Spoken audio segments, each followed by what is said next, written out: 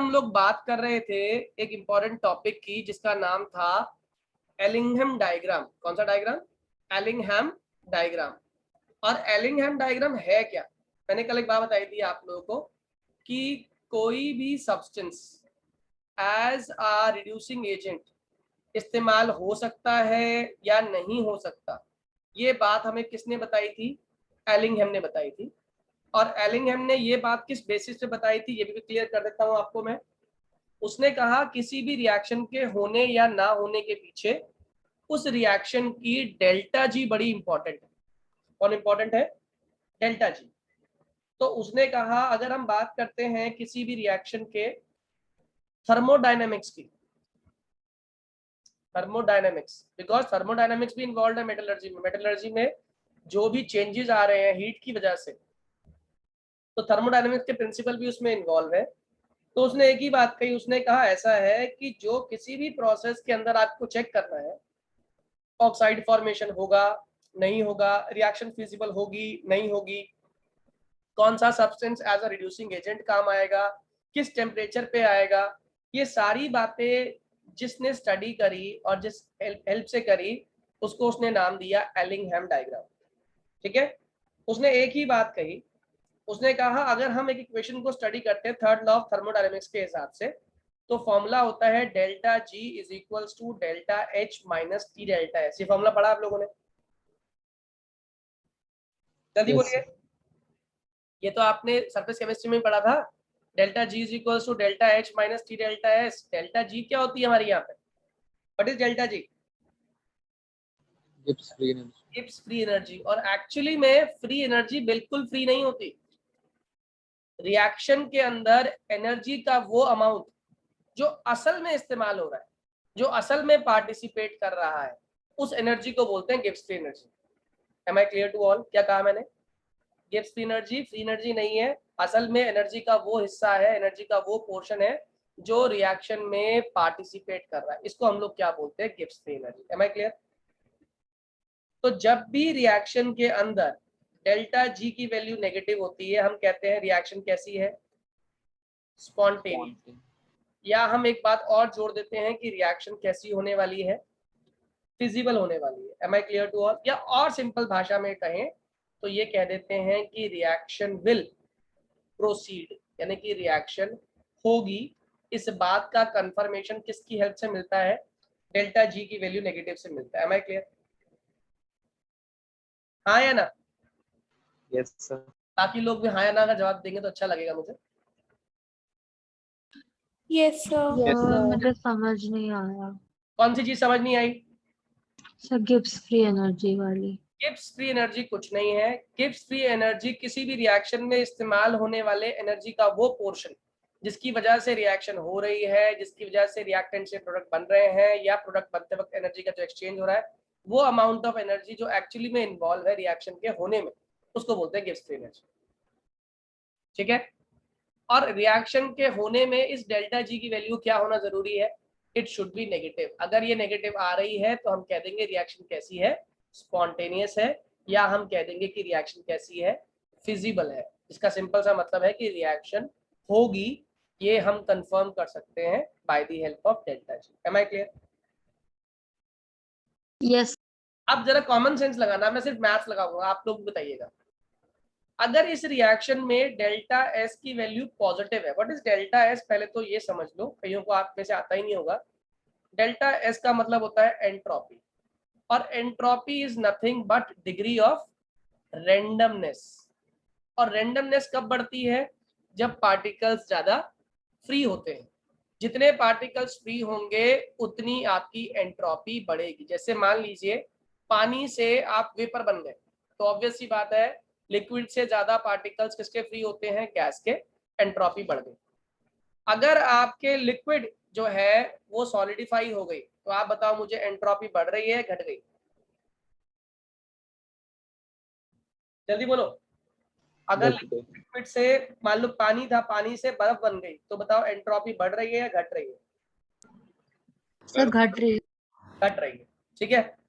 अब मैं कह रहा हूं कि मैंने इस केस में डेल्टा एस की वैल्यू पॉजिटिव रखी हुई है। अगर डेल्टा एस पॉजिटिव है तो आप मुझे बताओ कौन से केस में डेल्टा जी की वैल्यू हाईली नेगेटिव आएगी। अगर मैं इस रिएक्शन का टेम्परेचर इंक्रीज कर दूं तो बताओ बेनिफिट होगा या नहीं होगा। टेम्परेचर को पॉजिटिव कर दिया यानी कि इंक्रीज, पॉजिटिव मतलब इंक्रीज और नेगेटिव मतलब डिक्रीज। तो बताओ टेम्परेचर को बढ़ाने से फायदा होगा या नुकसान होगा। फायदा। बताओ फायदा कैसे होगा। T plus sir delta H plus, plus into plus तो प्लस ही रहेगा। बाहर साइन किसका है, माइनस का। माइनस का। तो ये पूरी वैल्यू क्या हो गई, नेगेटिव हो गई, हाँ या ना। Yes sir. और रिएक्शन हमेशा डेल्टा एच क्या होती है, रिएक्शन की नेगेटिव होती है। तो आप मुझे बताओ डेल्टा जी की वैल्यू ओवरऑल क्या आने वाली है। नेगेटिव। कितने लोगों को बात समझ आ रही है। सर एक बार फिर से डेल्टा एच क्या है, चलो पहले तो ये बताओ what is delta H. Enthalpy change है ना। और रिएक्शन जो हम जनरली बात कर रहे हैं ना, इस प्रोसेस के अंदर रिएक्शन एक्सोथर्मिक है। और एक्सोथर्मिक जो रिएक्शंस होती हैं उसकी डेल्टा एच क्या होती है, नेगेटिव होती है। डेल्टा एच को हम लोग क्या मान के चल रहे हैं, नेगेटिव। ठीक है। अब मैथ्स के हिसाब से आपको ये चेक करना है कि डेल्टा जी किस किस कंडीशन में नेगेटिव आ सकता है। ठीक है जी। आपने क्या किया, आपने कहा अगर डेल्टा एस यानी कि entropy of the reaction positive हो तो उस केस में मुझे क्या करना चाहिए। उस केस में अगर मैं टेम्परेचर बढ़ाऊंगा तो मैथ्स के हिसाब से प्लस इंटू प्लस प्लस रहने वाला है और वैल्यू बढ़ भी रही है। क्यों बढ़ रही है, प्लस में बढ़ रही है, हाँ या ना शायद। हाँ सर, लेकिन बाहर साइन क्या लगा हुआ है, माइनस। माइनस। तो माइनस की वजह से ओवरऑल वैल्यू जो बढ़ी हुई है वो नेगेटिव में बढ़ गई है, हाँ या ना। Yes sir. और डेल्टा एच वैसे ही नेगेटिव है। तो बताओ डेल्टा जी की वैल्यू क्या आने वाली है, नेगेटिव आने वाली है या पॉजिटिव आने वाली है बेटा। पॉजिटिव, क्या नेगेटिव। आने वाली है, नेगेटिव आने वाली है। तो अगर डेल्टा जी नेगेटिव है तो बताओ रिएक्शन खुशी खुशी होगी या नहीं होगी। Yes sir, feasible. कितने लोगों को ये बात समझ आ रही है, क्लियर है ये बात। कह रहा अगर इसी केस में, किसी भी केस में डेल्टा जी की वैल्यू नेगेटिव आने की बजाय डेल्टा जी क्या हो जाए, पॉजिटिव आ जाए, तो रिएक्शन कैसी हो जाएगी, नॉन स्पॉन्टेनियस, है ना। रिएक्शन कैसी हो गई, नॉन स्पॉन्टेनियस या फिर नॉन फिजिबल, या सिंपल भाषा में रिएक्शन नहीं होगी। अब आपने कहा नहीं यार रिएक्शन तो होनी चाहिए, कुछ भी करो रिएक्शन को फिजिबल करो। मैंने कहा एक काम करता हूं, मैं इसको बाहर से एनर्जी प्रोवाइड करता हूं। क्या मतलब है, ध्यान से सुनना, एक छोटा सा एग्जांपल लेने वाला हूं, उससे कहानी क्लियर हो जाएगी। एक जगह पर सर्कस लगी हुई थी, ठीक है। ये सर्कस का गेट है, एंट्री गेट सर्कस का ये। इस पर टिकट थी, टिकट थी 8 रुपए की, 8 रुपए की टिकट थी। और एक पर्सन था एक्स, इसके पास 5 रुपए थे, इसको सर्कस देखनी थी। बताओ क्या ये इस कंडीशन में 5 रुपए लेके जाएगा तो सर्कस देख पाएगा, नहीं। नहीं देख पाएगा। बताओ क्यों नहीं देख पाएगा, क्योंकि जो प्री रिक्विजिट है इस सर्कस को देखने के लिए वो कितने रुपए की है, 8। 8 रुपए की। इसके पास कितने हैं, 5 रुपए, इसको एंट्री टिकट मिलेगी। अच्छा इसमें कुछ खाने पीने को नहीं है सर्कस के अंदर, आप खाली टिकट का पैसा ला सकते हो और टिकट का पैसा देके आप खाली सर्कस देख सकते हो और वापस जा सकते हो। एक पर्सन आया भाई, इसके घर वालों ने इसे 11 रुपए दिए, कह रहे बेटा जा सर्कस में सर्कस देखो और खाने खा पी लेना कुछ। इसने ये बड़े खुशी खुशी गया। ये जब गेट पर पहुंचा इसे देखा, अरे एक्स खड़ा है, एक्स तू कैसे खड़ा है। इसने कहा यार मेरे को जाना है सर्कस में लेकिन मेरे पास 5 रुपए हैं जबकि यहाँ पे जाने के लिए 8 रुपए चाहिए। इसने पहले सोचा कि अगर मैं इसे पैसे दे दूंगा तो अंदर मुझे खाने को कुछ नहीं मिलेगा।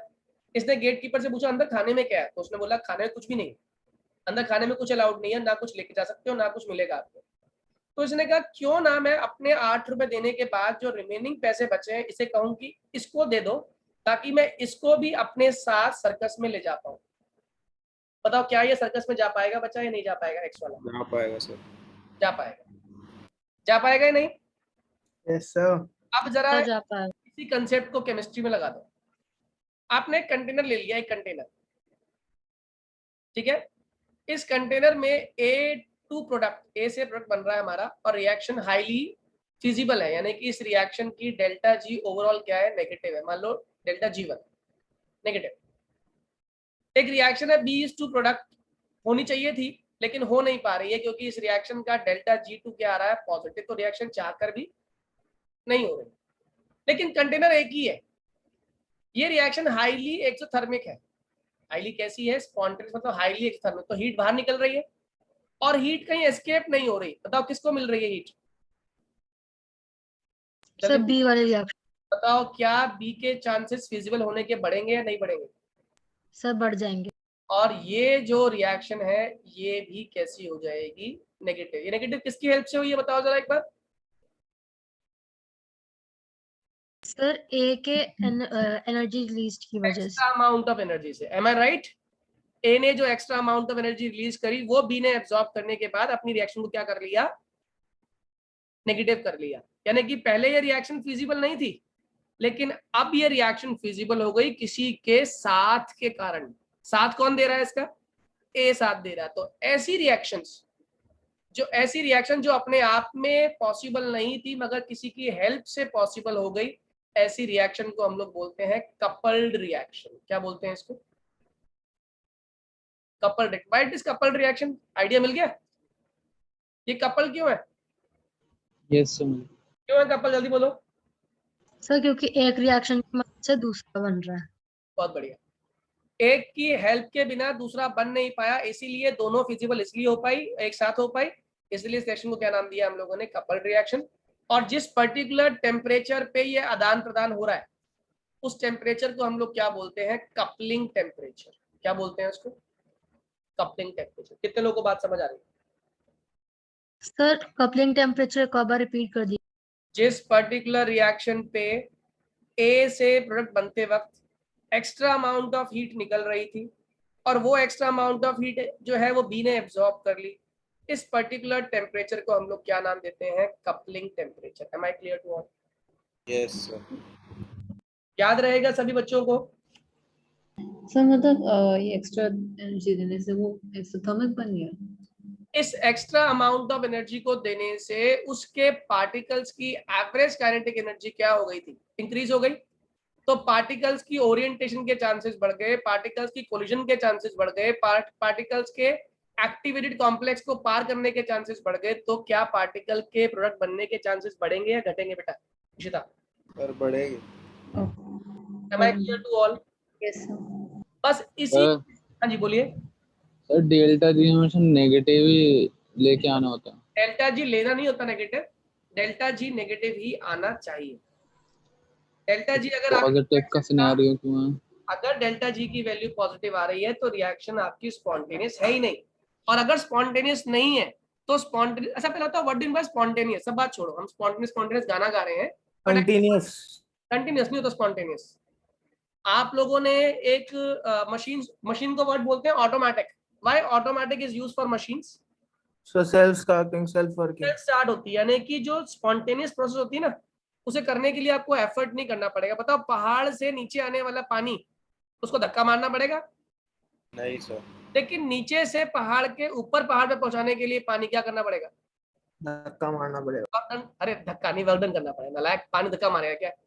तो आप मुझे बताओ किस केस में प्रोसेस स्पॉन्टेनियस है और किस केस में प्रोसेस नॉन स्पॉन्टेनियस है?